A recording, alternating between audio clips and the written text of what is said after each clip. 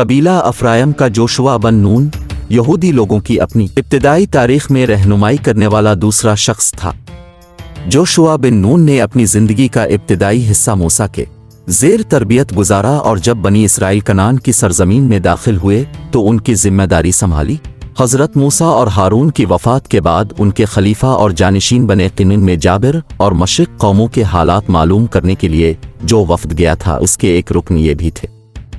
और जब हज़रत मूसा ने बनी इसराइल को उनको कौमों से जंग करने की दावत दी और उन्होंने इनकार किया, तब ये पहले शख्स थे जिन्होंने बनी इसराइल को जुरात और हिम्मत दिलाने की कोशिश की और खुदा का वदा नुसरत याद दिलाकर जिहाद पर इकसाया।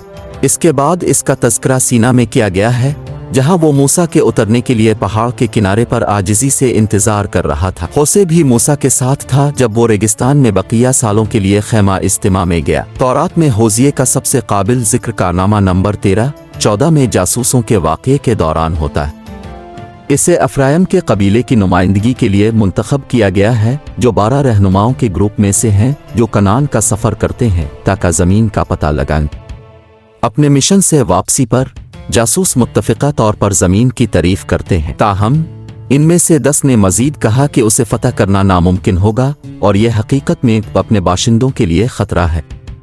जोशुआ और कालेब बन फिना ने इख्तिलाफ़ किया और यहूदियों को ये बावर कराने की कोशिश की कि खुदा उन्हें ज़मीन ज़रूर देगा। चूँकि यहूदियों ने 10 तौहीन आमेज़ जासूसों की रिपोर्ट पर यकीन किया, इसलिए खुदा ने बनी इसराइल को ज़मीन में ले जाने से पहले 40 साल इंतज़ार किया। जगह के बारे वीडियो का लिंक चेक करें। इस वक्त तक जोशुआ और कालेब के अलावा कनान के बारे में बुरी खबरों पर यकीन करने वाली पूरी नस्ल मर चुकी है। ये जासूसों के वाक़ये के दौरान भी है कि होसी का नाम बदल कर जोशुआ रखा गया है और कहा कि अगर तुम जंग के लिए तैयार हो जाओ तो यकीनन फतह तुम्हारी है। चुनांचे हज़रत मूसा के बाद उन्हीं की क़यादत में 40 बरस के बाद बनी इसराइल की नस्ल अर्ज़ मुक़द्दस में दाखिल हुई और उन्होंने शाम कुनून शिर्क आर्डन से तमाम जाबिर व ज़ालिम ताकतों को पामाल किया।